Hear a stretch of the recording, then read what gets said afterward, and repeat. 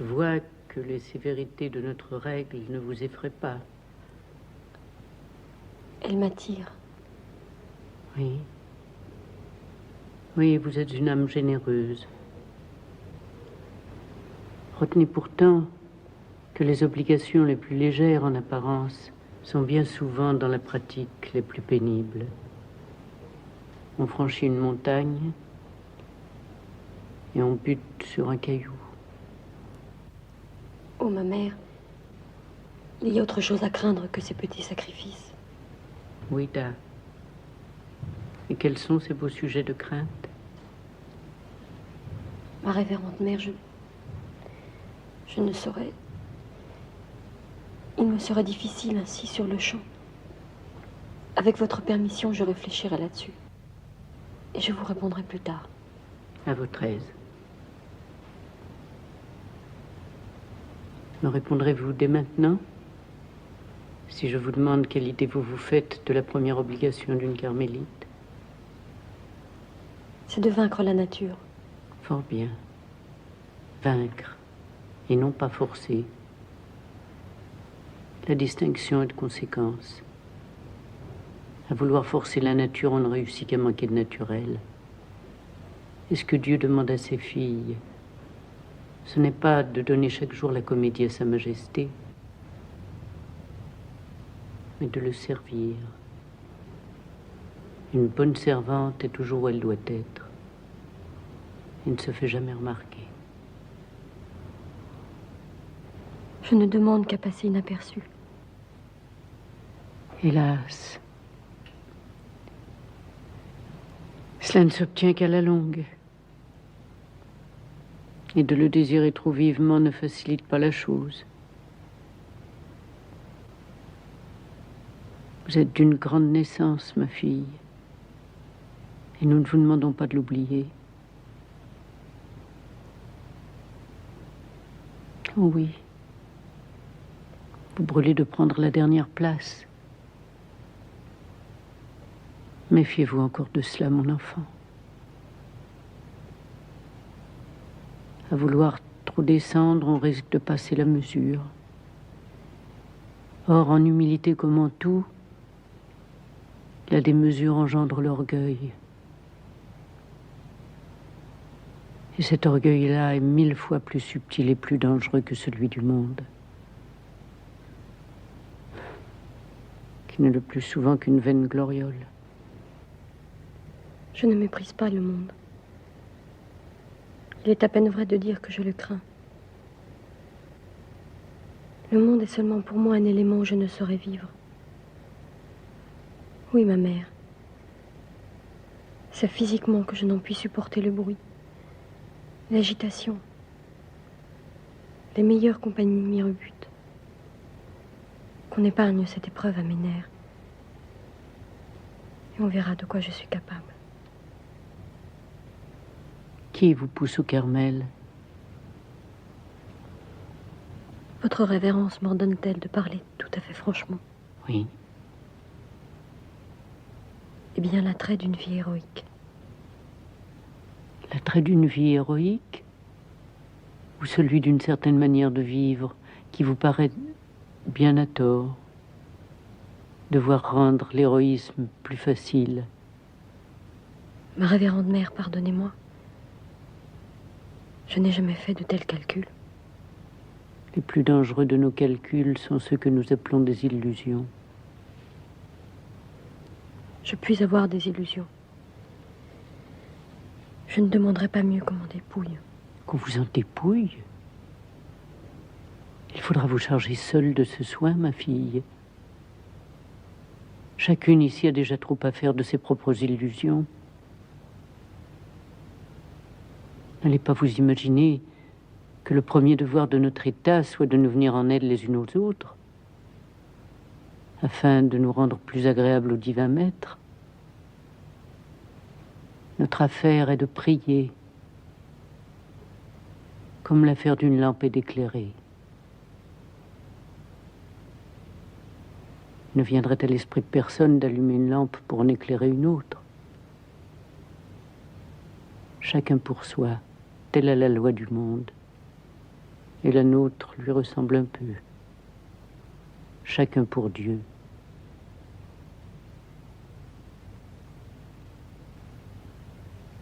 Pauvre petite. Vous avez rêvé de cette maison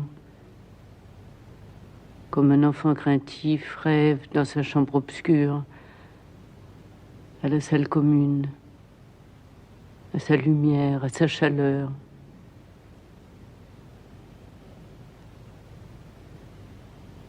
Vous ne savez rien de la solitude où une véritable religieuse est exposée à vivre et à mourir. Oh, mon enfant. Il n'est pas selon l'esprit du Carmel de s'attendrir. Mais je suis vieille et malade. Me voilà très près de ma fin. Je puis bien m'attendrir sur vous.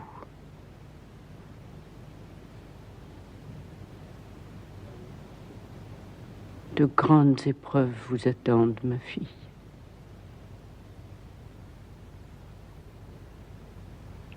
Qu'importe, si Dieu me donne la force.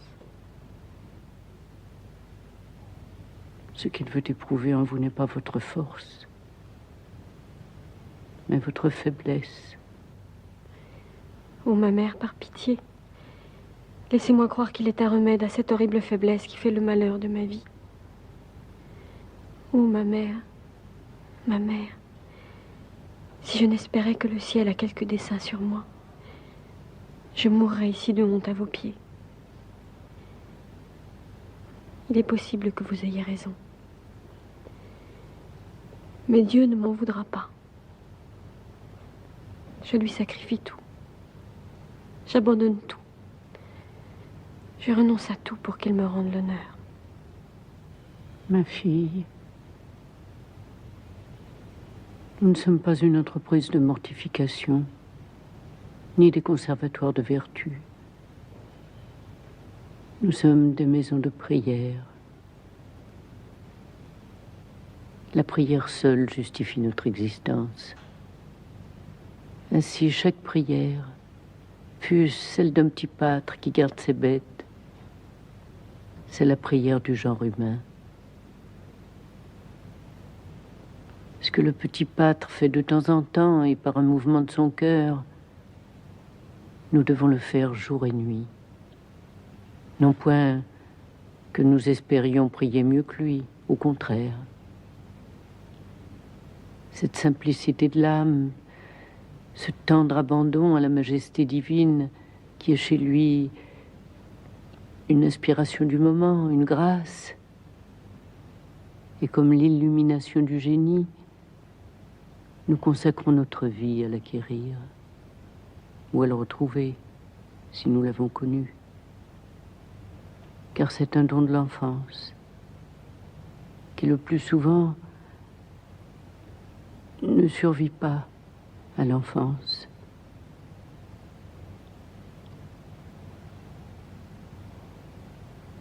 Une fois sorti de l'enfance, il faut très longtemps souffrir pour y rentrer. Comme tout au bout de la nuit, on retrouve une autre aurore. Suis-je redevenu enfant ?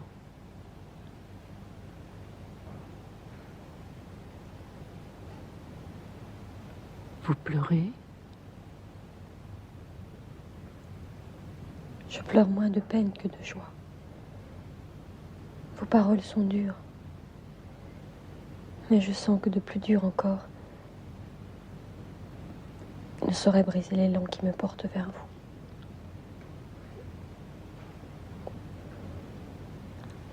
Il faudrait le modérer sans le briser.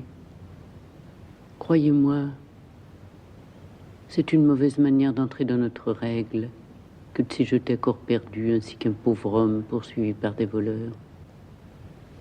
Notre règle n'est pas un refuge. Ce n'est pas la règle qui nous garde, ma fille. C'est nous qui gardons la règle. Dites-moi encore, Avez-vous par extraordinaire déjà choisi votre nom de carmélite, au cas où nous vous admettrions à l'approbation? Mais sans doute n'y avez-vous jamais pensé. Si fait, ma mère. Je voudrais m'appeler Sœur Blanche de l'agonie du Christ.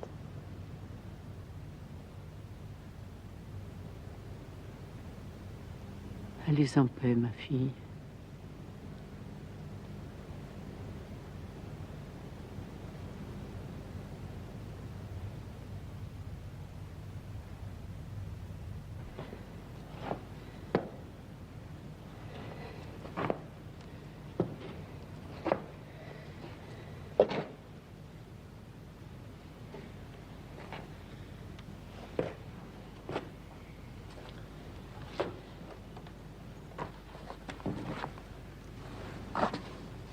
La règle est de fermer sa porte, mon enfant. J'aurais cru. C'est que je n'y voyais pas du tout, ma mère. Qu'avez-vous besoin d'y voir pour dormir? Je vous demande pardon, ma mère. Oublions cet enfantillage.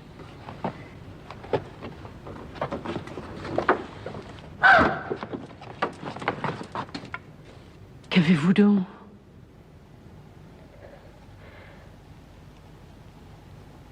Enfant, il m'arrivait de dire « Je meurs chaque nuit pour ressusciter chaque matin. » Votre imagination va d'un extrême à l'autre. Que signifie ce dernier trait? C'est qu'il n'y a jamais eu qu'un seul matin, ma mère. Celui de Pâques. Mais chaque nuit où l'on entre est celle de la traçate agonie.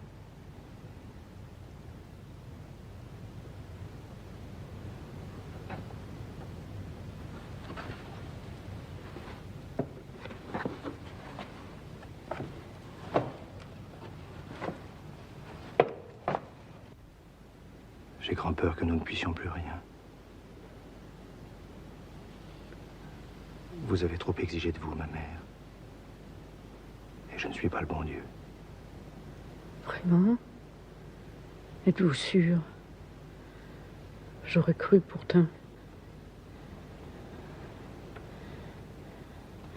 Hier, j'ai pris mon potage, non seulement sans répugnance, mais presque avec plaisir. N'est-ce pas, Mère Marie de l'Incarnation?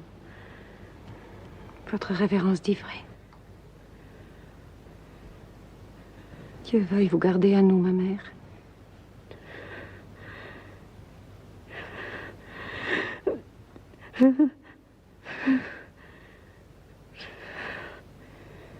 Tiens, voilà notre gros fer à repasser que nous réclamons depuis si longtemps. Regardez comme la poignée en est bien regarnie. Nous n'entendrons plus Sœur Jeanne de la Divine Enfance répéter en soufflant sur ses doigts. C'est-il possible de repasser avec un fer pareil? C'est-il. Je me mords chaque fois la langue pour ne pas rire. Oui, je suis si contente. Ce Séti me rappelle la campagne et nos bons villageois de Tilly.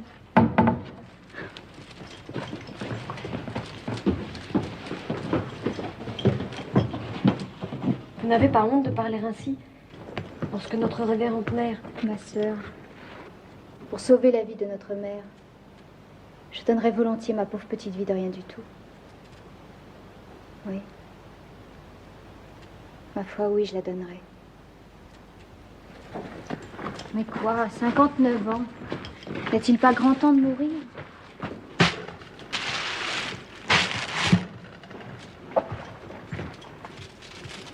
Vous n'avez jamais craint la mort? Je ne crois pas. Si, peut-être. Il y a très longtemps. Parce que je ne savais pas ce que c'était. Et après? Mon Dieu, Sœur Blanche, la vie m'a tout de suite paru si amusante. Je me disais que la mort devait l'être aussi. Maintenant? Maintenant, je ne sais plus ce que je pense de la mort. Mais la vie me paraît toujours aussi amusante. J'essaie de faire le mieux possible ce qu'on me commande. ce qu'on me commande m'amuse. Après tout, dois-je être blâmée parce que le service du bon Dieu m'amuse? On peut faire très sérieusement ce qui vous amuse. Mes enfants nous le prouvent tous les jours. Exactement comme on peut faire avec bonne humeur ce qui vous ennuie. Ne craignez-vous point que Dieu ne se lasse de tant de bonne humeur et ne vienne un jour vous dire comme à Sainte-Angèle de Foligno: ce n'est pas pour rire, moi, que je t'ai aimé. Pardonnez-moi, sœur Blanche. Je ne peux pas m'empêcher de penser que vous venez exprès de me faire du mal. Eh bien, vous ne vous trompez pas. C'est que je vous enviais. Vous m'enviez? Par exemple. Voilà bien la chose la plus extraordinaire que j'ai jamais entendue. Vous m'enviez? Alors que je mériterais d'être fouettée pour avoir parlé si légèrement de la mort de notre révérende mère. La mort d'une mère prieure est une chose très sérieuse. Sœur Blanche, puisque j'ai si étourdiment parlé tout à l'heure, ayez la bonté de m'aider à réparer ma faute. Mettons-nous à genoux et offrons-nous 2 pauvres petites vies pour celle de sa révérence. C'est un enfantillage? Pas du tout, sœur Blanche. Je crois vraiment que c'est une aspiration de l'âme. Vous vous moquez de moi? L'idée m'est venue tout à coup. Je ne pense pas qu'il y ait là aucun mal. J'ai toujours souhaité mourir jeune. C'est un trop grand malheur que de devoir donner au bon Dieu une vie à laquelle on ne tient plus. Ou à laquelle on ne tient plus que par habitude. Une habitude devenue féroce. Qu'ai-je à faire dans cette comédie? Eh bien, la première fois que je vous ai vu, j'ai compris que j'étais exaucée. Exaucée de quoi?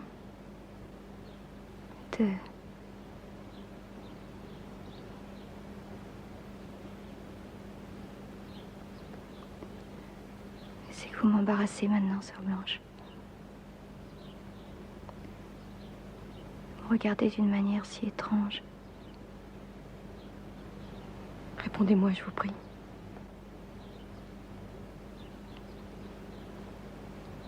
Eh bien, j'ai compris que Dieu me ferait la grâce de ne pas me laisser vieillir. Et que nous mourrions ensemble. Le même jour. Où et comment? Ça, par exemple, je l'ignorais. Et en ce moment, j'ignore toujours. C'est ce qu'on appelle un pressentiment. Rien davantage.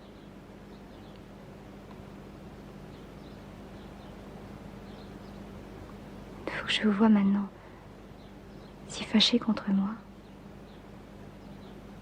pour attacher de l'importance à... Une idée folle et stupide.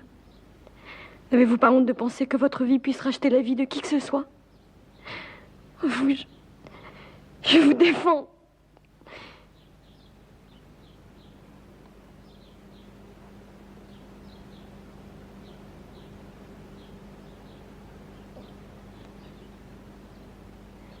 J'étais bien loin de vouloir vous offenser.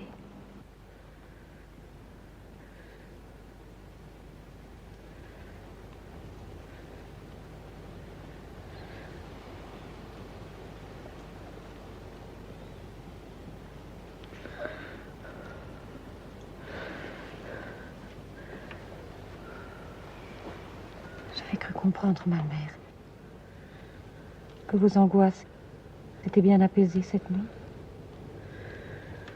Ce n'était qu'un assoupissement de l'âme. Dieu en soit pour te remercier. Je ne me voyais plus mourir.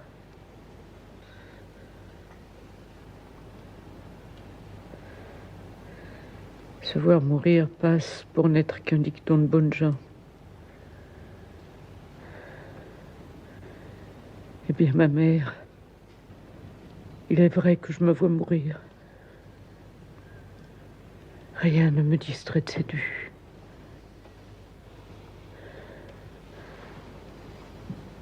Certes, je me sens touchée de vos soins. J'y voudrais répondre. Mais il ne m'apporte aucune aide.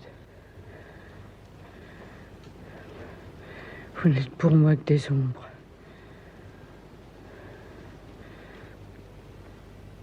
À peine distinctes des images et des souvenirs du passé.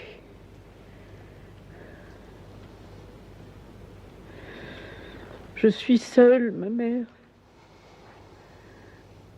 Absolument seule.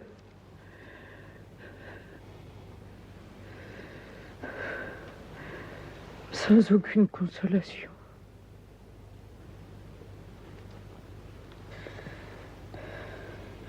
Mon esprit reste parfaitement capable de former des idées rassurantes.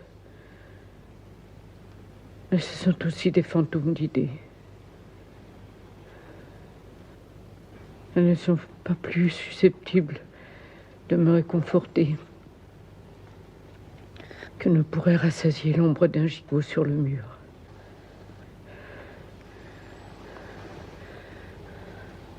Parlez-moi franchement.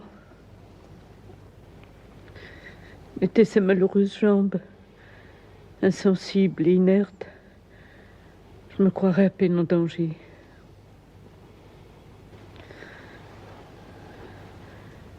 Combien de jours M. Javelino me donne-t-il encore à vivre? Votre tempérament est un des plus forts qu'il ait connu. Il craint pour vous un passage lent et difficile. Mais Dieu s'est fait lui-même une ombre. Hélas, j'ai plus de 30 ans de profession, 12 ans de supériorat. J'ai médité sur la mort chaque heure de ma vie.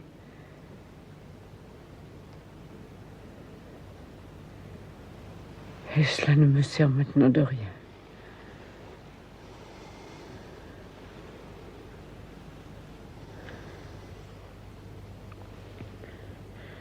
Je trouve que Blanche de la Force tarde beaucoup.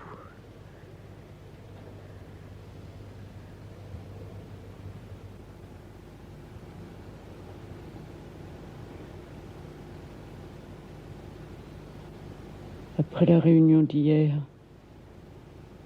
s'en tient-elle décidément au nom qu'elle a choisi? Oui, sauf le bon plaisir de votre révérence.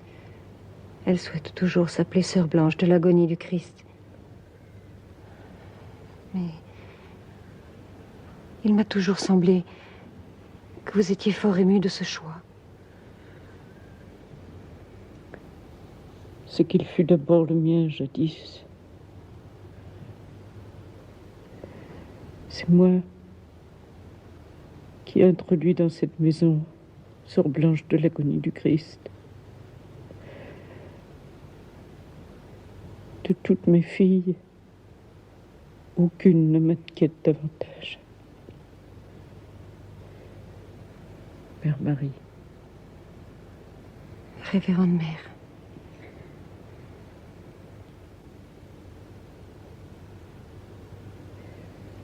C'est au nom de l'obéissance que je vous remets Blanche de la Force.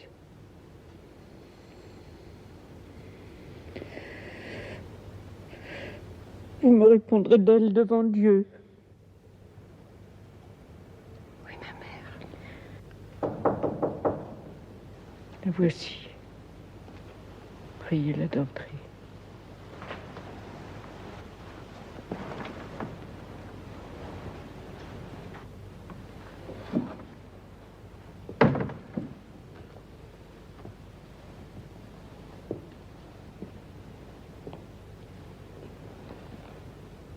Relevez-vous, ma fille.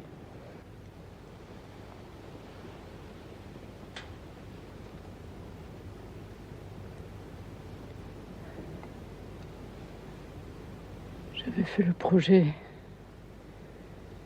de vous entretenir plus longuement.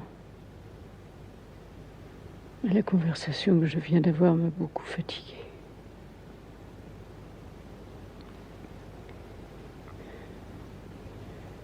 Ne me regardez pas ainsi.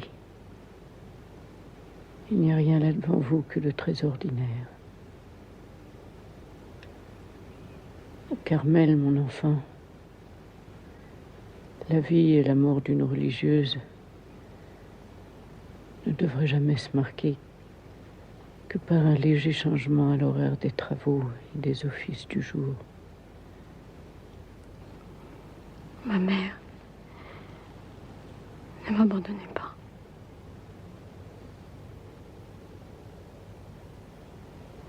Vous êtes la dernière venue. Pour ce fait, la plus chère à mon cœur. Oui. De toutes mes filles, la plus chère. Comme l'enfant de la vieillesse. Et aussi la plus hasardée, la plus menacée. Pour détourner cette menace, j'aurais bien donné ma vie. Ou certes, je l'eusse donné.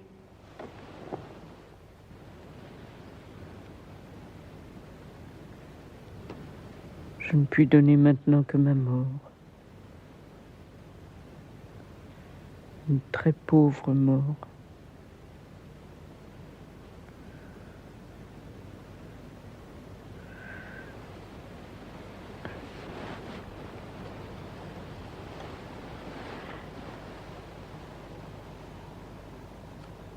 Dieu se glorifie dans ses saints,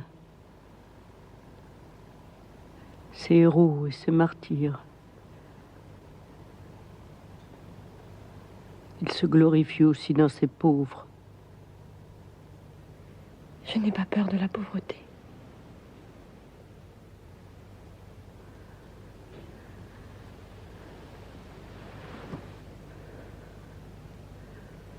Oh, il y a bien des sortes de pauvreté. Jusqu'à la plus misérable. Et c'est de celle-là que vous serez rassasiés.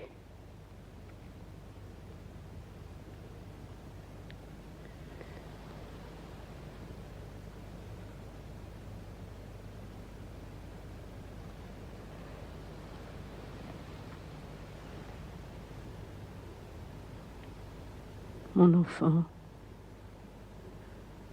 quoi qu'il advienne,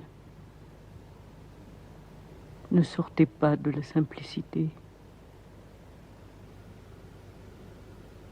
Les saints ne se raidissaient pas contre les tentations. Ils ne se révoltaient pas contre eux-mêmes.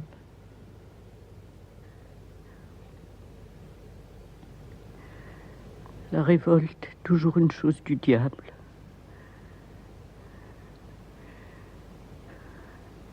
Et surtout, ne vous méprisez jamais.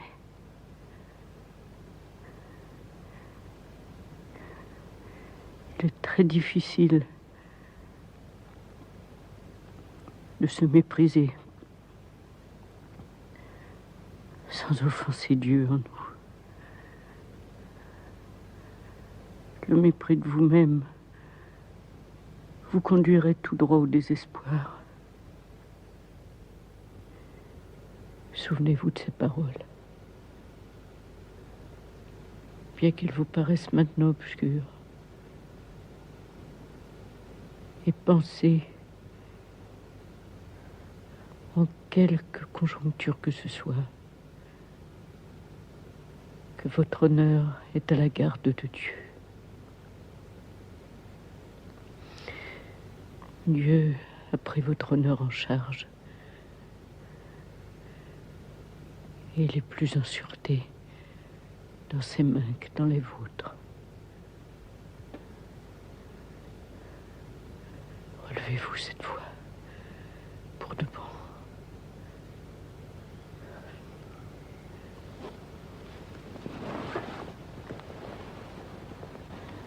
Adieu, petit enfant. Adieu. Je vous bénis. Mère Marie de l'Incarnation! Mère Marie! Mère Marie! Mère Marie! Mère Marie! Oh, ma mère, ne vous inquiétez plus désormais que de Dieu. Que suis-je à cette heure, moi, misérable, pour m'inquiéter de lui? Qu'il s'inquiète donc d'abord de moi! Votre révérence délire. Mère Marie de l'Incarnation, Mère Marie,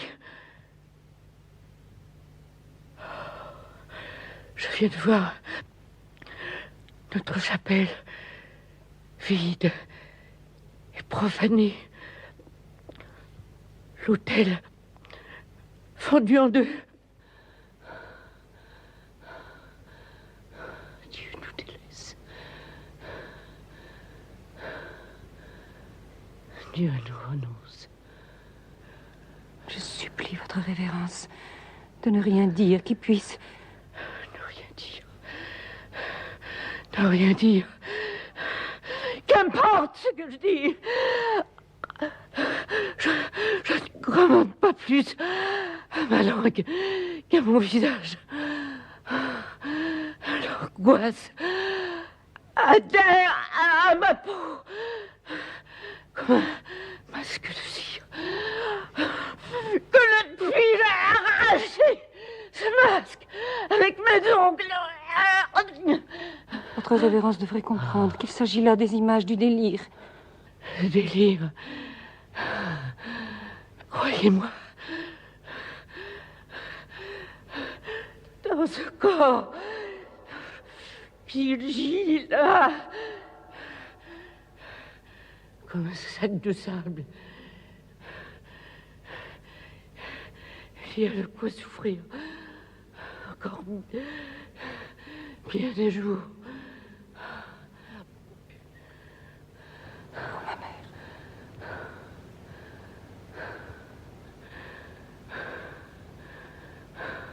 Qui n'aurait compassion de vous? Que puis-je avoir? Premièrement, compassion de moi-même. Mère Marie de l'Incarnation, au nom de la Sainte Obéissance, je vous ordonne de...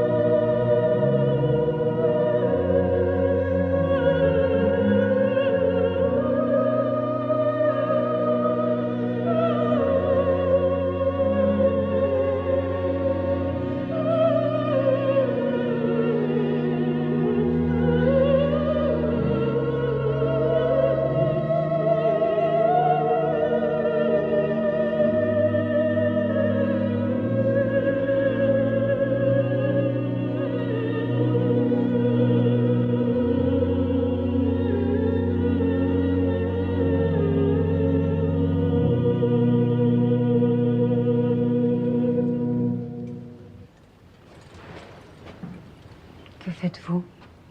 N'êtes-vous pas de veille? L'heure est déjà passée, ma mère. Que voulez-vous dire? Vos remplaçantes ne sont pas là? C'est-à-dire, Sœur Constance est allée les chercher. Alors? Alors? Vous avez pris peur? Je ne crois pas mal faire en allant jusqu'à la porte.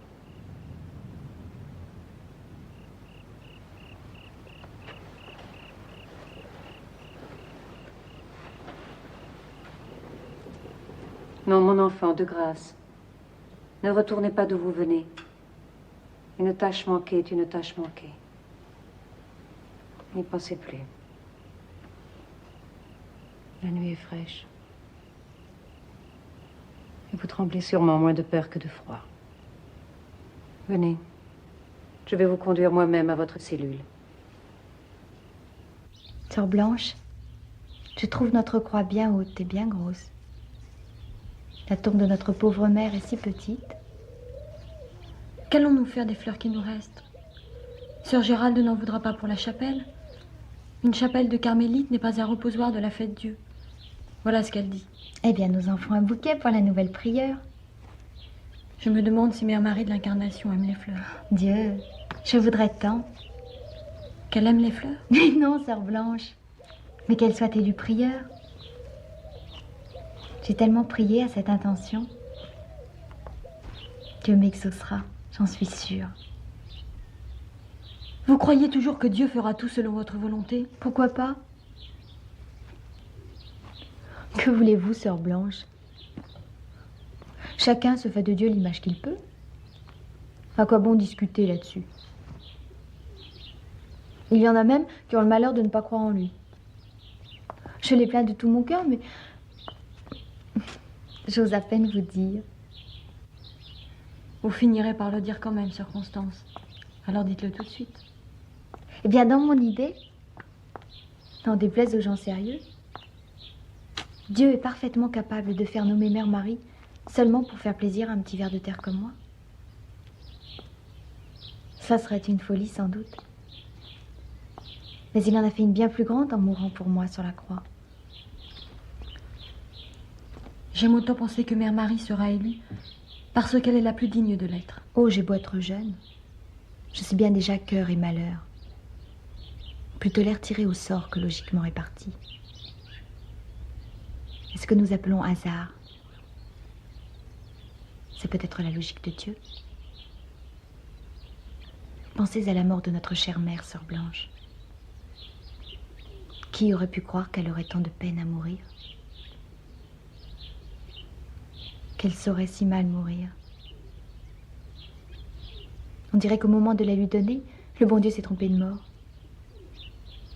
Comme au vestiaire, on vous donne un habit pour un autre. Oui. Ça devait être la mort d'une autre. Une mort pas à la mesure de notre prieure. Une mort trop petite pour elle. Elle ne pouvait seulement pas réussir à enfiler les manches. La mort d'une autre? Qu'est-ce que cela signifie, sœur Constance? Ça veut dire que cet autre, lorsque viendra l'heure de la mort, s'étonnera d'y entrer si facilement et de s'y trouver confortable. Peut-être même qu'elle en tirera gloire. Voyez comme je suis à l'aise là-dedans, comme ce vêtement fait de beaux plis. On ne meurt pas chacun pour soi, mais les uns pour les autres. Ou même les uns à la place des autres. Qui sait?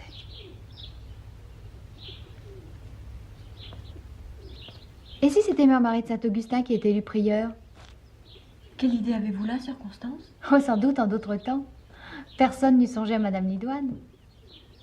Mais il y a maintenant de nos sœurs pour dire que Mère Saint-Augustin serait mieux vue des gens de la municipalité. Parce que son père était marchand de bœufs à Caumont. Dame, les choses vont de plus en plus mal à ce qu'il paraît, sœur Blanche. Et Madame Lidoine est d'avis qu'on devrait faire la part du feu.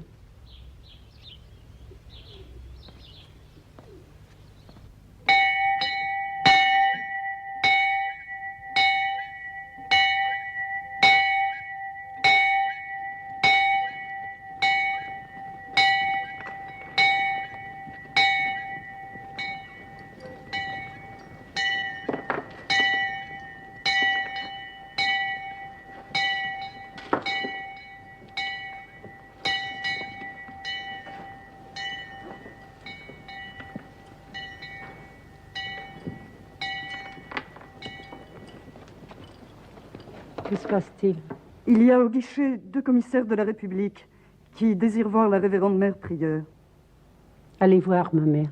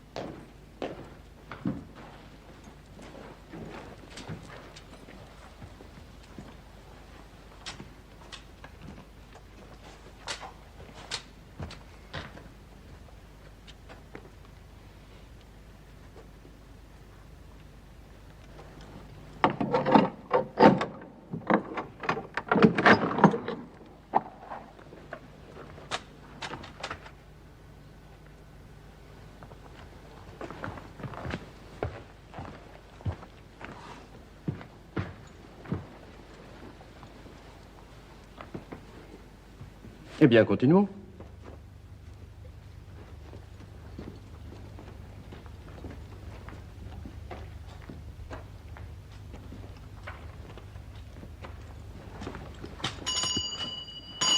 Que signifie cette comédie? Une religieuse doit vous précéder sonnant de la clochette. Telle est la règle dans cette maison. Nous ne connaissons d'autres règles que la loi. Nous sommes représentants de la loi. Nous ne sommes que de pauvres servantes de la nôtre. C'est ce qui explique mon insistance. Mais comme vous êtes en mesure d'exiger ce que l'on vous refuse, je n'insisterai pas davantage. Faisons vite. Je voudrais vous faire perdre le moins de temps possible. J'ai reçu l'ordre de notre révérende mère prieure de vous faire visiter cette maison. Nous la visiterons aussi bien sans vous. Mon rôle n'est pas de vous tenir compagnie, mais de vous épargner de forcer des serrures que je puis ouvrir avec mes clés. Ne discutons pas avec elle, citoyen. C'est une fine mouche. Elle aura toujours le dernier mot.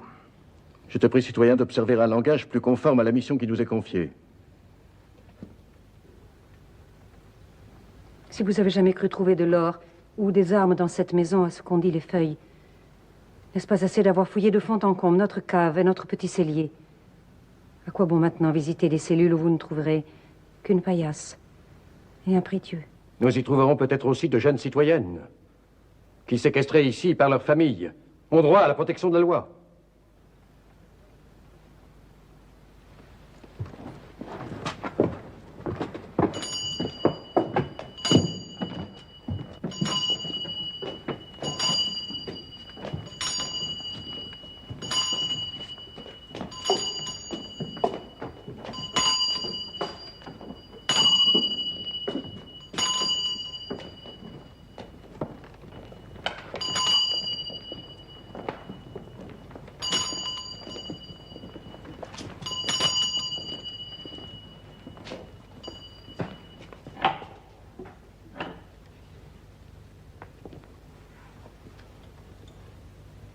J'exige qu'on en finisse avec cette ridicule mascarade.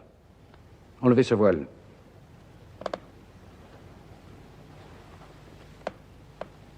Citoyenne, je m'introduirai moi-même dans les cellules. Votre présence en impose certainement à ces malheureuses.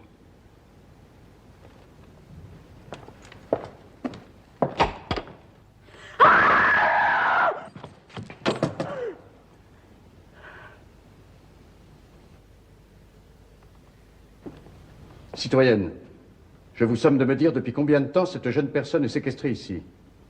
Je pense, monsieur, que vous devez le lui demander vous-même. Elle semble avoir perdu jusqu'à l'usage de la parole. Ne croyez-vous pas l'avoir terrorisée en entrant? Croyez-vous que votre apparence et votre tenue n'ont pas de quoi l'émouvoir? Citoyen Monstrelet, ne vous laissez pas prendre à ces ruses. La jeune citoyenne s'expliquera tout à l'heure devant la municipalité. Votre ordre de perquisition ne saurait vous donner aucun droit sur les personnes. Cette jeune fille ne sortira d'ici que de son plein gré.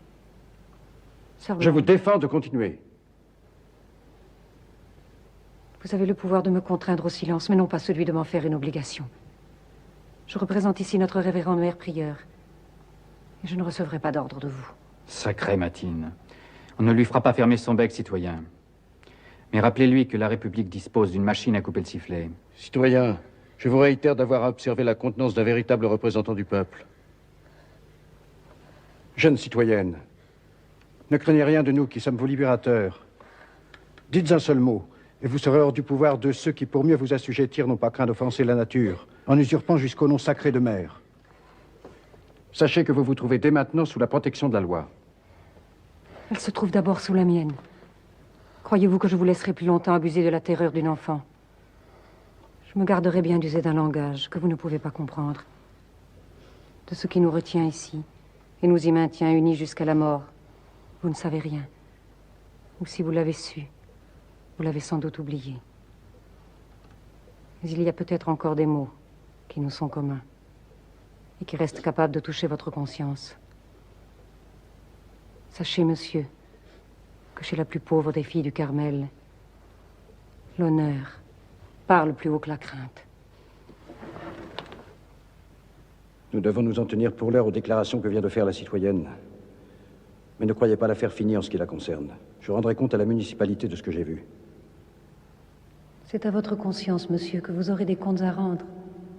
J'espère pour elle que vous vous trouverez bientôt devant un autre adversaire qu'une enfant terrorisée. Quel adversaire? Vous, peut-être? Je ne saurais être l'adversaire de qui que ce soit. Mais moi, je suis le vôtre. Cela ne dépend peut-être pas de vous. Mon devoir et mon goût s'accordent à vous récuser comme tel. Vous parlez sur ce ton dans le seul but de vous assujettir une fois de plus. Un esprit aussi faible que le vôtre est ferme, et même inflexible. C'est vrai. Vous ne vous trompez pas.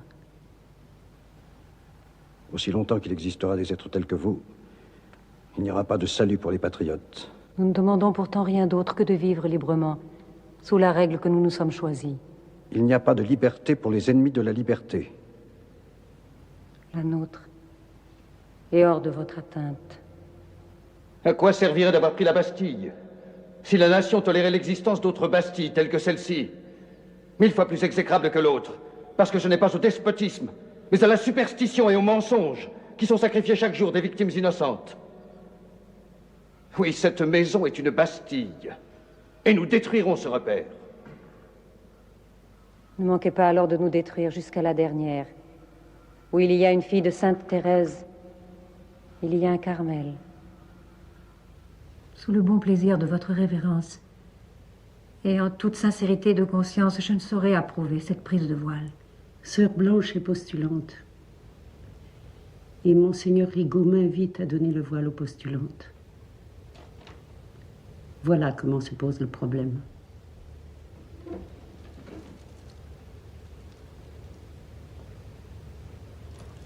Si votre révérence le pose ainsi, elle le résout par avance.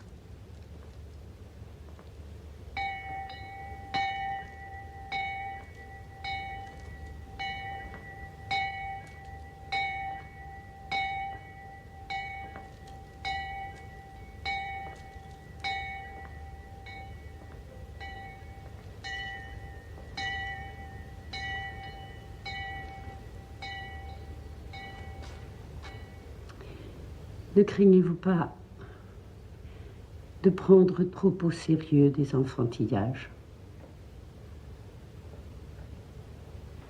Sans vous offenser, Mère Marie, j'ai passé toute ma jeunesse avec des filles qui ne se croyaient pas déshonorées pour avoir peur des revenants, ou même des rats et des souris.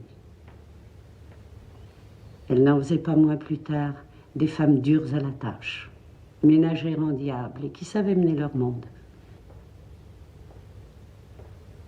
Dans vos familles nobles, une fille un peu craintive se voit tout de suite, comme une verrue au milieu de la figure. Dame, c'est que la réputation d'une personne de qualité ressemble à cet indélicat qui ne supporte pas le hâle. Mais que nous importe à nous ces mignardises? Par ma coiffe, le Carmel n'est pas un ordre de chevalerie que je sache. Votre révérence a peut-être plus raison encore qu'elle ne le croit. Il y a des raffinements de point d'honneur qui ne sont guère que des colifichets. Mais pour avoir peur des rats et des souris, Les filles dont vous parlez ne manquaient pas de caractère, à en juger par ce qu'elles devenaient plus tard. C'est le caractère qui manque à Blanche de la Force. Comment pouvez-vous penser ainsi d'une religieuse dont notre révérende mère a voulu tenir la main en mourant et qu'elle vous a confié? Ce que je sens pour Blanche de la Force ne saurait m'empêcher de dire à votre révérence que dans les menaces qui pèsent sur nous, ce manque de caractère peut devenir un péril pour la communauté. Mère Marie, est-ce vrai? Vous avez vraiment répondu de moi devant Dieu? Comment pouvez-vous parler ainsi? Chacun répond pour soi, ma fille. Il est vrai que notre révérende mère prière vous a confié en mourant. Je suis pour vous une charge bien lourde. Bien légère aussi. La charge d'un enfant n'est jamais lourde. Mais elle donne beaucoup de soucis. Je ne vous en donnerai plus guère. Je me sens si rassurée auprès de vous, ma mère. Ne vous fiez là-dessus qu'à Dieu, petite fille.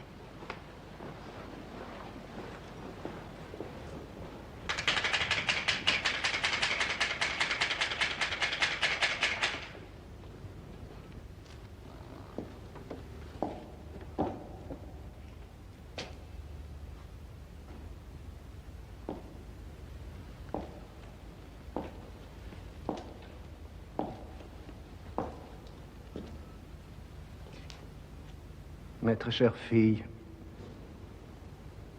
ce que j'ai à vous dire n'est plus un secret pour certaines d'entre vous et les autres ne s'en étonneront guère.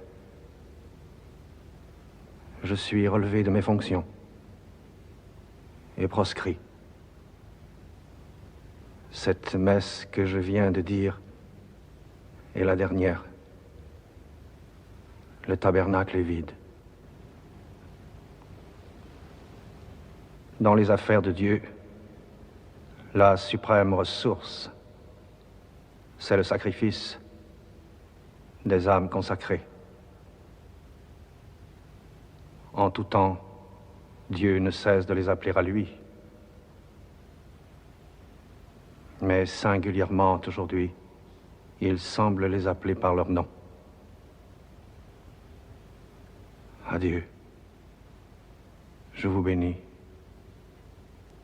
Ce jour est un grand jour pour le Carmel.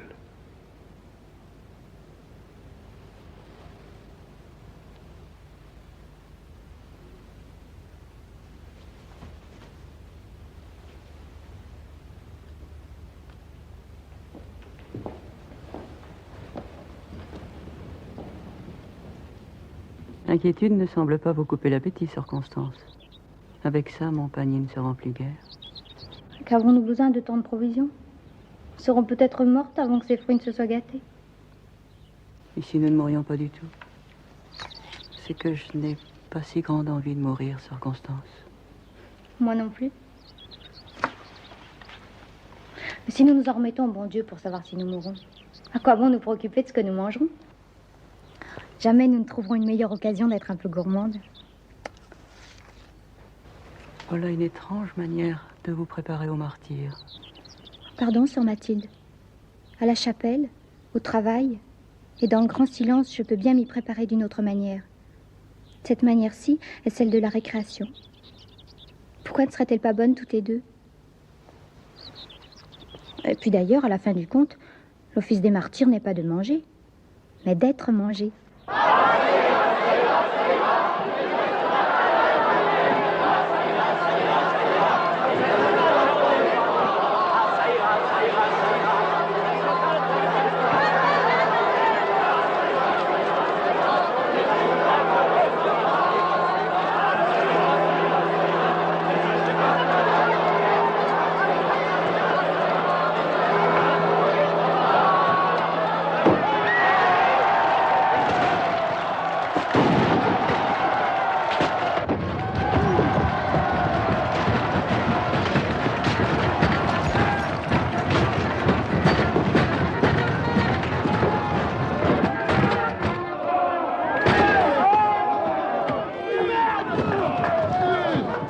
allons, allons, mes filles, du calme.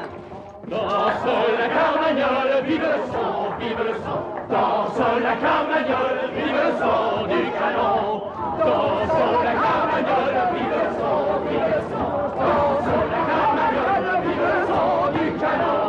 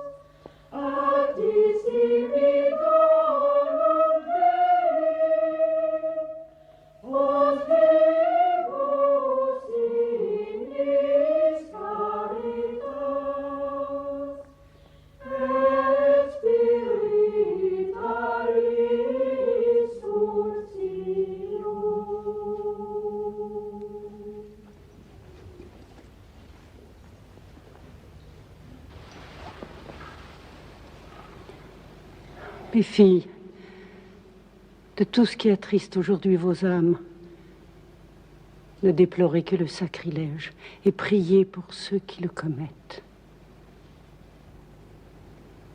Mère Marie, est-il possible que sa révérence nous refuse en un tel moment la consolation de prononcer nos vœux secrètement? Nous savons bien que s'il ne dépendait que de vous, je n'ai moi aussi qu'à obéir. mais sa révérence fait si grand cas de votre jugement. Mon devoir est de faire beaucoup plus de cas de son jugement que du mien.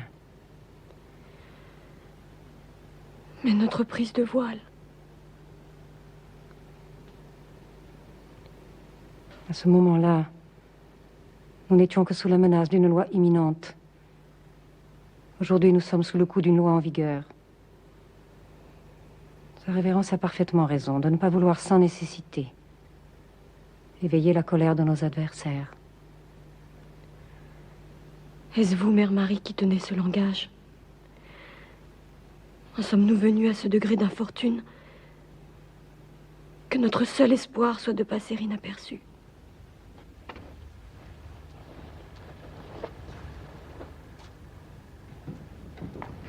Ce n'était pas Monsieur l'aumônier? Non, ma mère. Il se fait maintenant si tard que je pense qu'il ne viendra plus. Et a-t-on surveillé la ruelle? Souvenez-vous qu'il a déjà voulu rentrer une fois par la porte du lavoir. Mais elle était fermée au verrou. Sœur Antoine y est de garde depuis l'aube. Il paraît qu'ils sont venus chercher hier soir notre vieux boulanger Thibault pour le conduire à la municipalité. C'est son concurrent Servat qui l'a dénoncé. Je sais. Mais depuis vendredi soir, Monsieur l'aumônier a changé de cachette. Est-il croyable qu'on laisse ainsi traquer les prêtres dans un pays chrétien? Les Français sont-ils maintenant si lâches? Ils ont peur. Tout le monde a peur. Ils se donnent la peur les uns aux autres, comme en temps d'épidémie, la peste ou le choléra. La peur est peut-être en effet une maladie. On n'a pas peur. On s'imagine avoir peur. La peur est une fantasmagorie du démon. Mais le courage... Le courage peut bien être aussi une fantasmagorie du démon. Une autre. Chacun de nous risque ainsi de se débattre avec son courage ou sa peur, comme un fou qui joue avec son ombre. Une seule chose importe, c'est que braves ou lâches, nous nous trouvions toujours là où Dieu nous veut, nous fiant à lui pour le reste. Il n'est pas d'autre remède à la peur que de se jeter à corps perdu dans la volonté de Dieu, ainsi qu'un cerf poursuivi par les chiens, dans l'eau fraîche et noire. Et le cerf aux abois finit par se retourner contre les chiens. N'y aura-t-il pas de bon français pour prendre la défense de nos prêtres? Cela ne nous regarde pas. Sa révérence ne veut pas dire pour autant qu'il nous est interdit de le souhaiter. À quoi pourrons-nous bien servir? Le jour où, faute de prêtres, notre peuple sera privé de sacrements. Quand les prêtres manquent, les martyrs surabondent. Et l'équilibre de la grâce se trouve ainsi rétabli. Il me semble que l'Esprit Saint vient de parler par la bouche de sa révérence au régime impie qui prétend suspendre les vœux. Je pense que la communauté tout entière devrait répondre en prononçant solennellement le vœu du martyr. Pour que la France ait encore des prêtres, les filles du Carmel n'ont plus à donner que leur vie.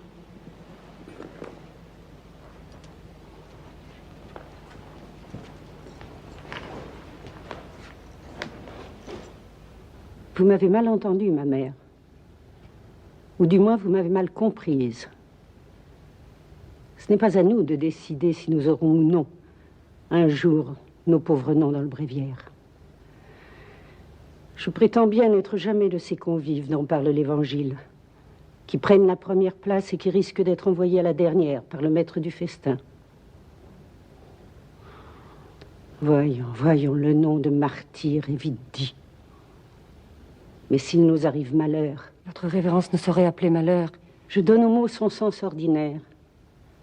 Je parle le langage de tout le monde. Il y a de grands saints qui ont goûté la mort, d'autres l'ont détestée. Et quelques-uns même l'ont fui. Par ma cornette, lorsque nous aurons nommé bonheur, ce que le commun des mortels appelle malheur, en serons-nous bien avancés. Désirer la mort en bonne santé, c'est se remplir l'âme de vent, comme un fou qui croit se nourrir à la fumée du rôti.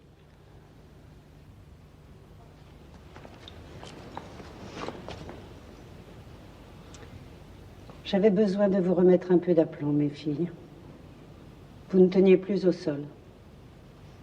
Vous deveniez si légères qu'un coup de vent dans vos jupes aurait suffi à vous élever au ciel et vous perdre dans les nuages. Comme le ballon de Monsieur Pilâtre. Et j'ai bien besoin de mes filles. Que serais-je sans mes filles? Une vieille femme, un peu terre à terre, un peu radoteuse, telle que vous venez de l'entendre. Mère Marie, Dieu m'est témoin que je n'ai pas parlé pour vous. Et l'occasion ne sera jamais meilleure de dire ici ce que je pense. Vous méritiez cette charge 1000 fois mieux que moi.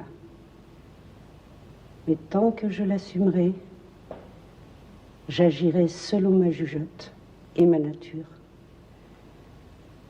Car je crois que la Providence a eu ses raisons de donner à la communauté en ces circonstances si graves une supérieure aussi simple et aussi médiocre que moi.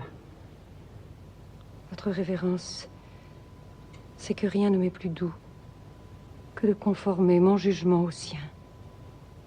Si vous étiez à ma place, ce serait aussi un grand bonheur pour moi de prononcer ce vœu du martyr et de le prononcer entre vos mains. Votre révérence peut croire que la communauté tout entière...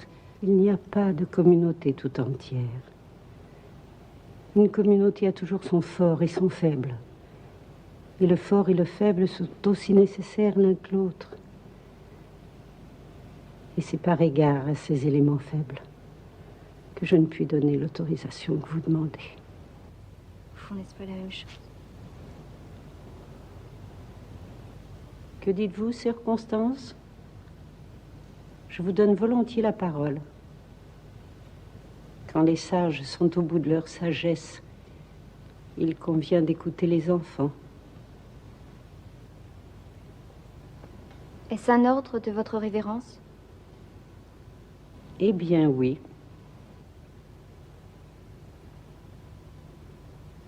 Je voudrais demander pardon à la communauté d'être parmi ces faibles dont votre révérence vient de parler. En êtes-vous si sûr? Avec la permission de votre révérence, c'est vrai que je ne suis pas absolument sûre d'avoir peur de mourir.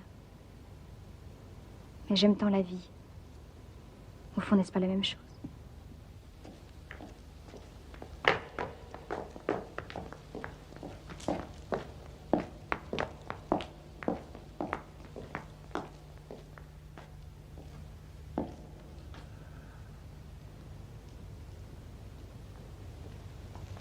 Quand je vous ai quitté la première fois, j'espérais vous revoir souvent. Mais les circonstances ont été bien différentes de celles que j'avais prévues. Et je dois dire qu'elles rendent mon ministère de plus en plus difficile. Désormais, chacune de nos réunions se fera selon le bon plaisir de Dieu. Et nous devons l'en remercier, comme d'un miracle. Le Seigneur a vécu et vit toujours parmi nous comme un pauvre. Et le moment vient où il décide de nous faire pauvres, comme lui, afin d'être reçu et honoré parmi les pauvres, à la manière des pauvres, et retrouver ce qu'il a connu jadis, tant de fois, sur les routes de Galilée. L'hospitalité des misérables et leur simple accueil. Il a voulu vivre avec les pauvres. Il a aussi voulu mourir avec eux.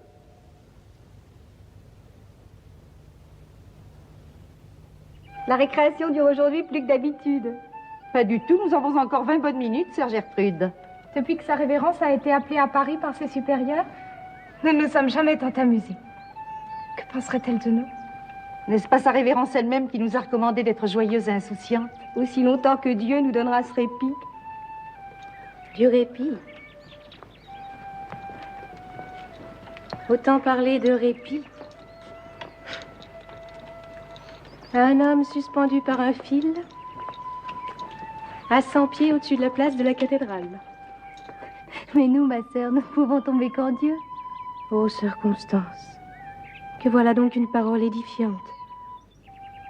Pourquoi la dites-vous donc en riant? Parce que cela me fait plaisir à penser. On a tiré la clochette. Il faut tout de suite regarder la porte du lavoir.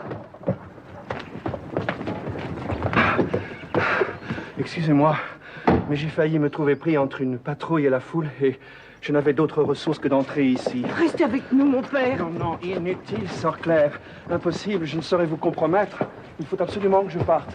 Une fois le cortège réuni devant la place de la municipalité, alors les rues seront libres et je pourrai fuir. Mais n'y aura-t-il jamais d'autre remède que fuir ou se cacher? Sœur Constance, dans les périodes de grands troubles, comme ceux que nous vivons maintenant, le pire risque n'est pas d'être criminel, mais innocent, vous entendez? Innocent, oui. L'innocent, ou simplement suspect de l'être. L'innocent va bientôt payer. Maintenant, pour tout le monde. C'est déjà commencé, je vous assure. Oh, mon père, quittez ce pays. J'attendrai ma sœur de savoir là-dessus le bon plaisir de Dieu. Que va devenir sa révérence? Je l'ignore, sœur Claire. Je ne sais pas, je pense qu'elle ne pourra jamais revenir parmi nous. Je crois qu'il n'y a plus personne dans la rue. Mais on dirait qu'un autre cortège se forme du côté de la cathédrale. N'est-ce pas vrai, Florent? Oui, le vieux jardinier vient de prendre ses hardes. Il dit que la ville est pleine d'étrangers qui vont camper cette nuit sur les places. On vend du vin à tous les carrefours. Écoutez, Écoutez. Mon Dieu, voilà seulement un quart d'heure, nous étions si rassurés, si tranquilles. Oh, Sœur Valentine, depuis ce matin, on entendait beaucoup de bruit en ville. Pas plus que d'habitude. Voilà tant de jours que la ville est comme folle. Hier encore, n'ont-ils pas dansé toute la nuit au bord de l'eau? On entendait d'ici les crin-crins. Et tout à coup, les coups de fusil qui faisaient penser aux pétards de la Saint-Jean. Écoutez, c'est vrai qu'on finit par ne plus prendre garde à rien. Les voilà de nouveau. Je dois partir maintenant. Adieu.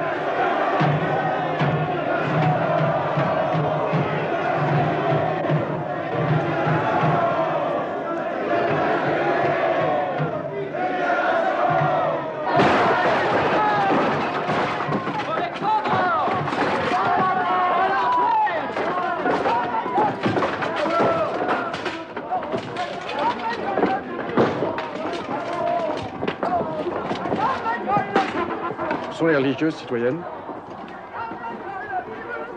Vous les voyez. Notre devoir est de leur donner connaissance du décret d'expulsion. Cela ne dépend que de vous. Lecture du décret.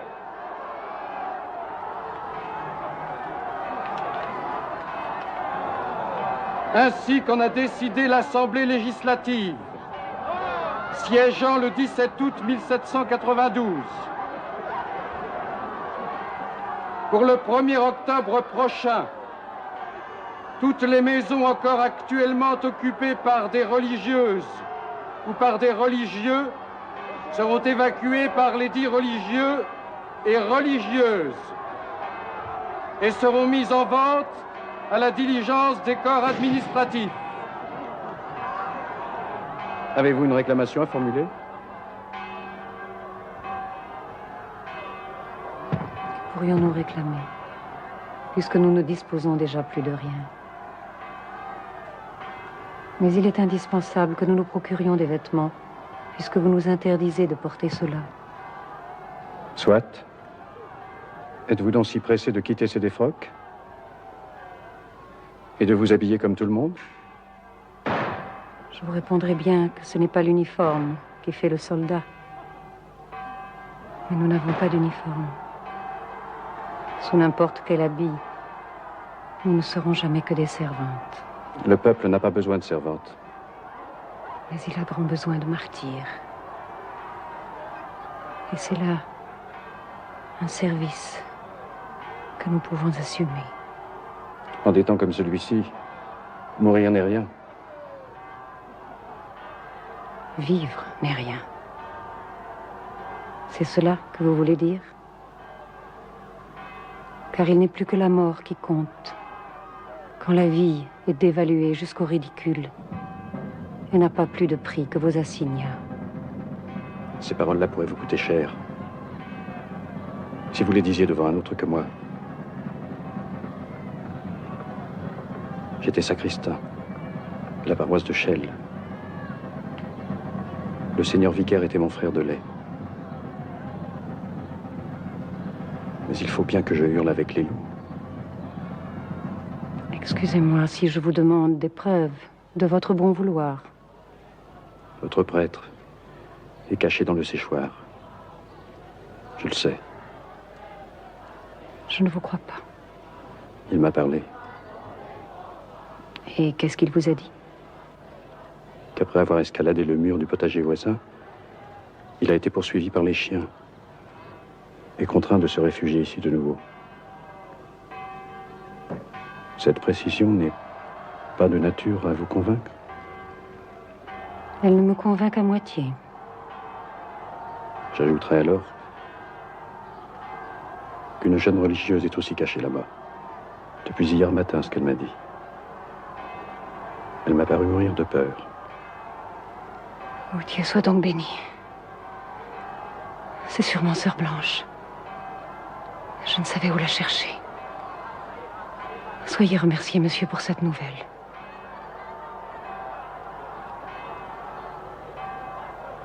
J'emmène avec moi la patrouille et les commissaires. Il ne restera plus ici jusqu'au soir que les ouvriers. Méfiez-vous du forgeron Blancard. Il a été élevé chez les bénédictins de Restif. Il parle le langage des prêtres. C'est un dénonciateur.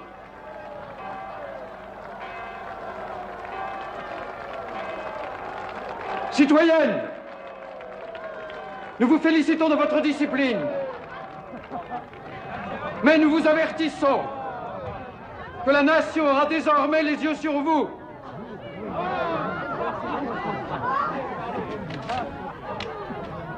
Pas de relation avec les ennemis de la République, ni avec les prêtres réfractaires, suppôts du pape et des tyrans.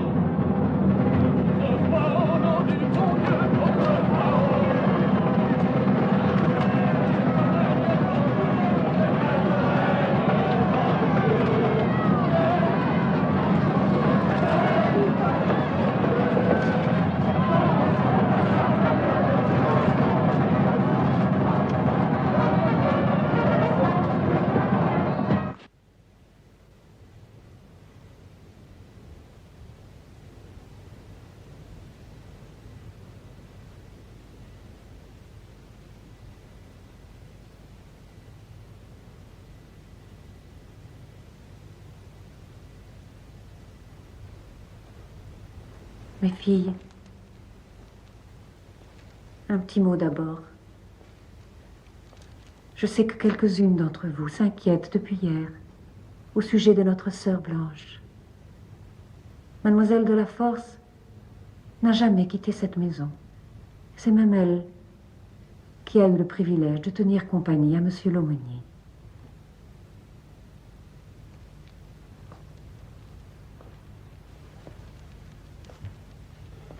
Venons-en maintenant à ce qui nous rassemble. Je propose que nous fassions ensemble le vœu du martyr pour mériter le maintien du Carmel et le salut de notre patrie.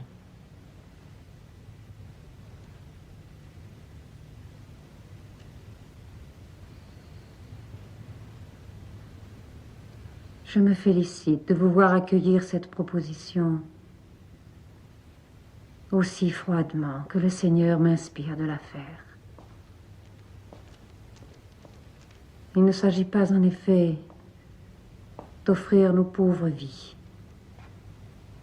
en nous faisant trop d'illusions sur le prix qu'elles valent. Jamais ne fut plus vrai le vieux dicton qui assure que la manière de donner vaut mieux que ce qu'on donne. Nous devons donner notre vie avec décence.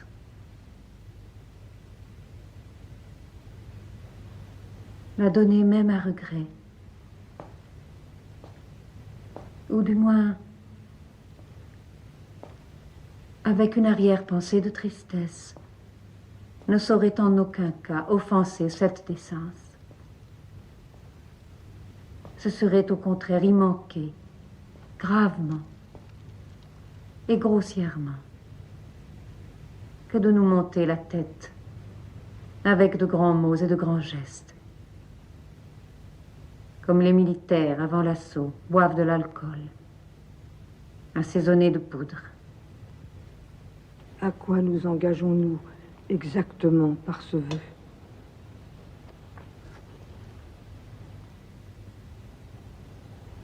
Non pas, bien sûr, à n'importe quelle démarche, violente et indiscrète, qui ne serait que provocation et défi, à l'égard de ceux qui sont bien capables de se venger de nous sur des innocents. Mais il est des moyens légitimes d'éviter le martyre. Et nous nous en interdisons par avance l'usage. Comme un malade refuserait la médecine qui le sauverait, afin qu'elle puisse servir à d'autres. Nous approuvons parfaitement les explications et les réserves de votre révérence. Mais nous craignons qu'elles soient mal comprises par les éléments les plus jeunes de cette communauté. L'inconvénient de ces vœux exceptionnels est qu'ils risquent de diviser les esprits et même d'opposer les consciences. Voilà pourquoi j'ai toujours pensé que le principe et l'opportunité d'un tel vœu devaient être reconnus par toutes. L'opposition d'une seule d'entre vous m'y ferait renoncer sur le champ. Dans un cas semblable, les plus vieilles devraient parler pour les plus jeunes, et en leur nom. D'être sage à 20 ans, il y a souvent plus de honte que d'honneur.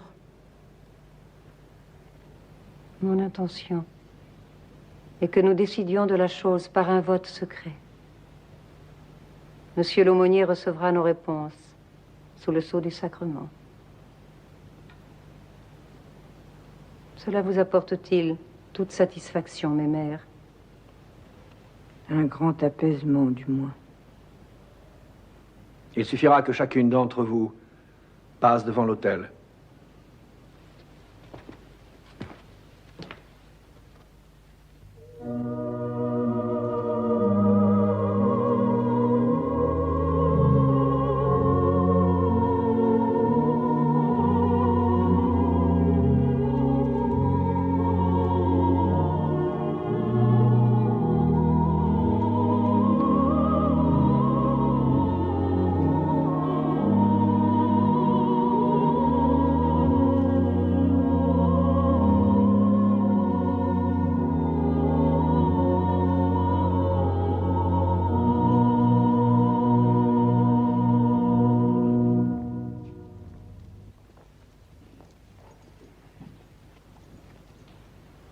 Il y a une seule opposition.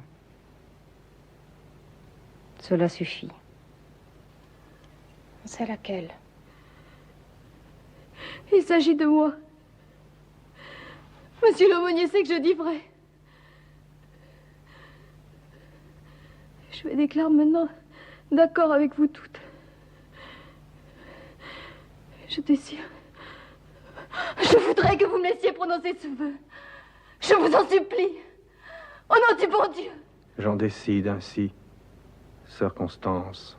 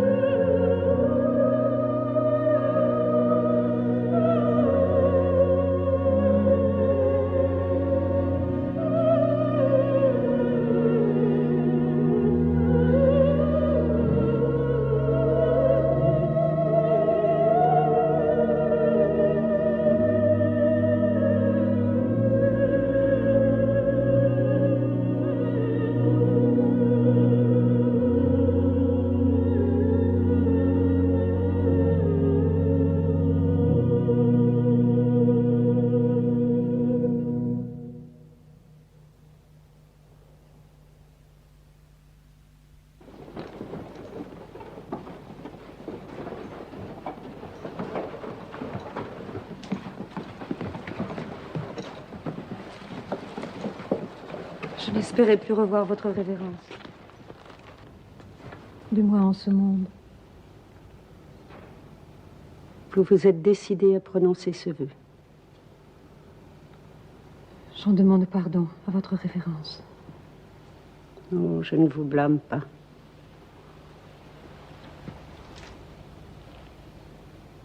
J'ai toujours craint seulement que vous ne vous trompiez. Lorsque la générosité vous inspire d'opposer à l'exaltation du mal l'exaltation du bien. Ainsi que deux voix puissantes qui cherchent à se couvrir l'une l'autre. C'est quand le mal fait le plus de bruit que nous devons en faire le moins. Tels sont la tradition et l'esprit d'un ordre comme le nôtre, voué à la contemplation.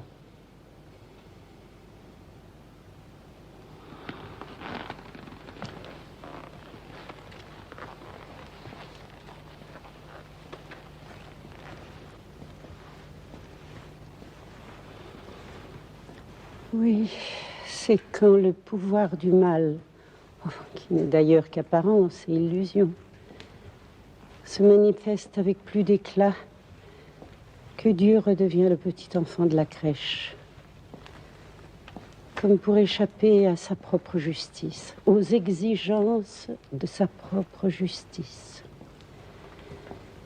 et pour ainsi dire, la tromper. Et si tout s'est vraiment passé, comme on vient de le dire, n'est-ce pas la douce enfance de notre Seigneur, dans la personne de notre pauvre petite fille blanche, qui risque de faire les frais de cette manifestation d'héroïsme? En croyant assurer notre salut, n'avons-nous pas compromis le sien? Oh, je ne suis qu'une pauvre religieuse, très terre à terre. Et pourtant, j'ai toujours volontiers pensé que si la force est une vertu, il n'y a pas assez de cette vertu pour tout le monde. Que les forts sont forts aux dépens des faibles. Et que la faiblesse sera finalement réconciliée dans l'universelle rédemption. Dès que la chose sera possible, je solliciterai de votre révérence la permission d'aller chercher Mademoiselle de la Force à Paris. Je ne vous la refuserai pas. Il m'en coûtera pourtant beaucoup de rester seule en un tel moment. Dieu veuille que j'expie ma faute assez durement pour que nul n'en souffre dommage que moi.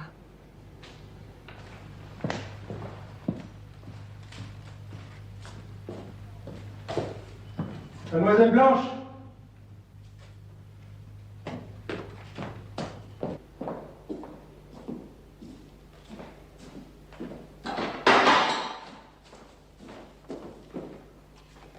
Mademoiselle Blanche!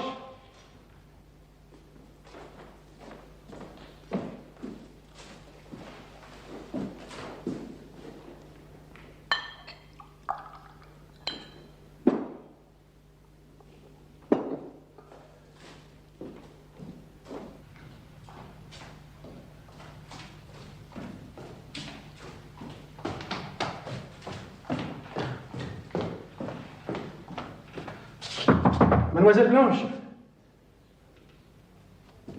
c'est moi, Antoine, votre cocher.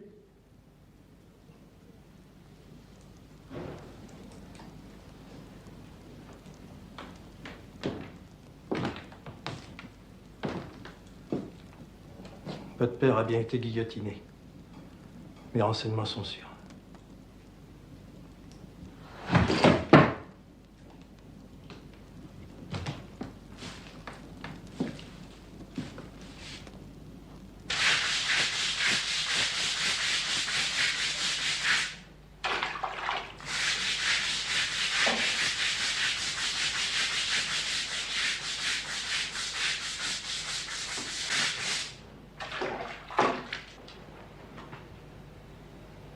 C'est vous? Oui. Je viens vous chercher. Il est temps. Je ne suis pas libre de vous suivre maintenant. Mais dans quelque temps, peut-être. Non. Pas dans quelque temps. Mais tout de suite. Dans quelques jours, il sera trop tard. Trop tard, pourquoi? Pour votre salut. Mon salut. Allez-vous dire que je serai en sûreté là-bas? Vous y courez moins de risques qu'ici, Blanche. Je ne puis vous croire. En des temps pareils, est-il une autre sécurité que la mienne? Où je me trouve, qui penserait à me chercher? La mort ne frappe qu'en haut. Ah, je suis si fatiguée, Mère Marie. Voilà mon radeau qui brûle, c'est votre faute. Oh mon Dieu, mon Dieu. Que vais-je devenir?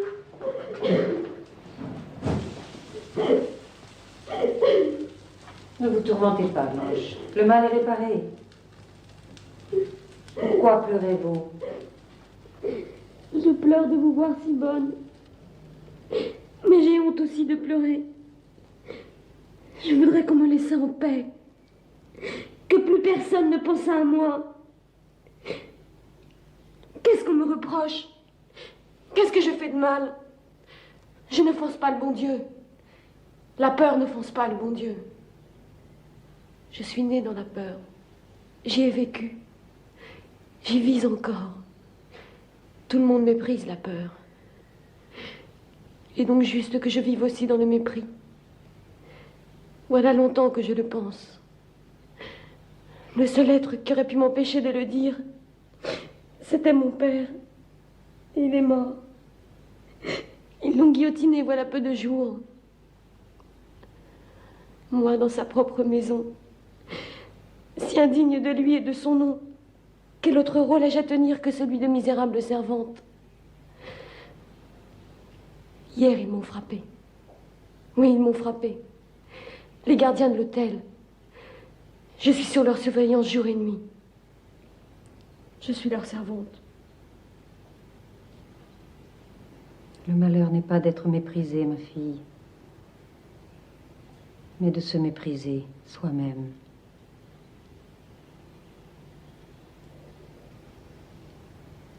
Sœur Blanche, de l'agonie du Christ.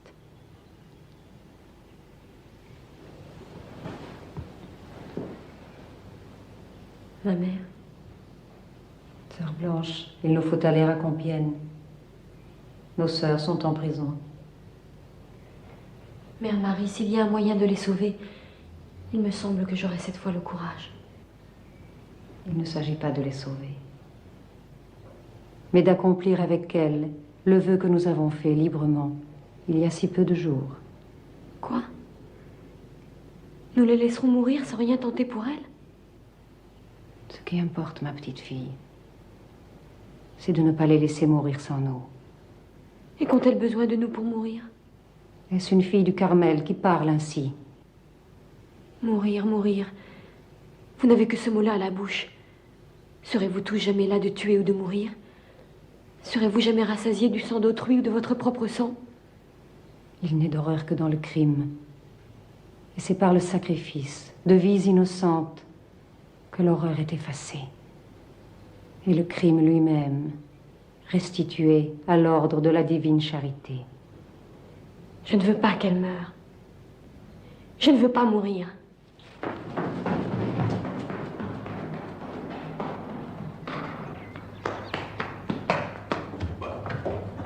Mais où es-tu? Qu'est-ce qu'elle a encore?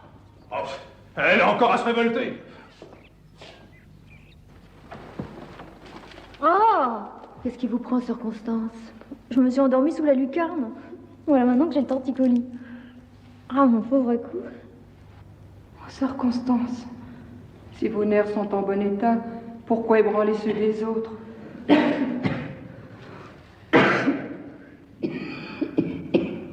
Moi, je n'ai pas dormi du tout.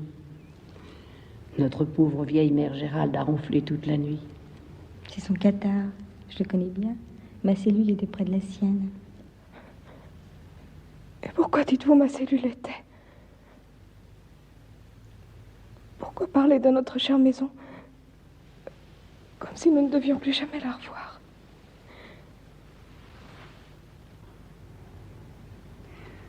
Les filles, voilà que s'achève notre première nuit de prison.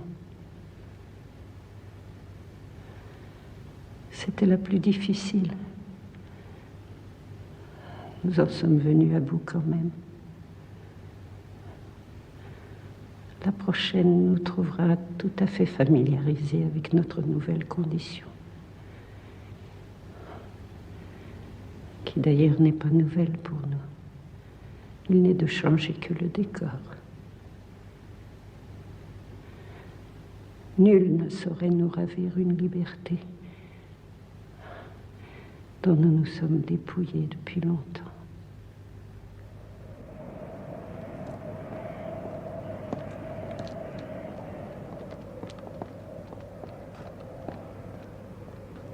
Elles sont condamnées à mort.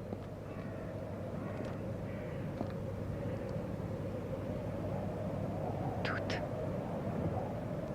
Oui. Toutes.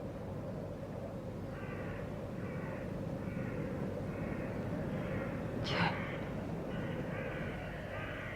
Ce sera pour aujourd'hui, sans doute. Ou demain. Je ne peux pas les laisser mourir sans moi. Qu'importe votre volonté. Dieu choisit ou réserve qui lui plaît. Mais j'ai fait le vœu du martyr. C'est à Dieu que vous l'avez fait. Et c'est à lui que vous en devez répondre, non pas à vos compagnes. Et s'il plaît à Dieu de vous en relever, il ne reprend que ce qui lui appartient. Je suis déshonorée. Voilà le mot que j'attendais. Le cri de la nature à l'agonie.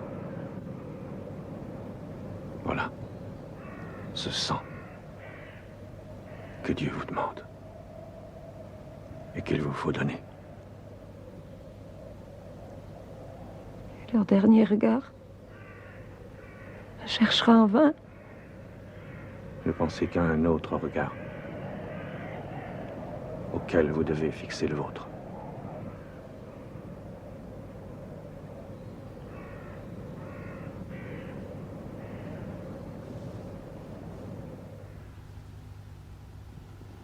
Nous voilà au terme.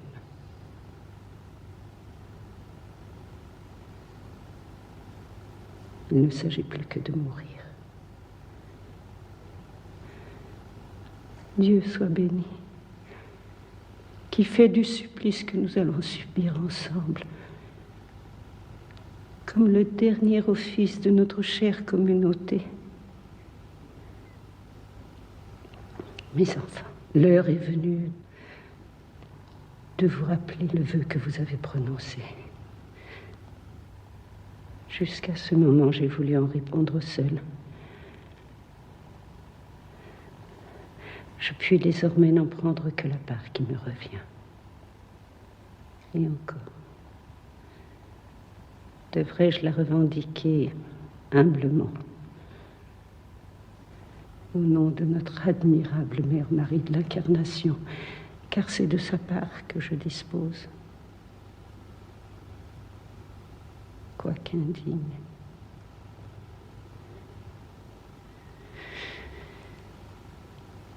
Mes enfants, je vous mets solennellement dans l'obéissance une dernière fois.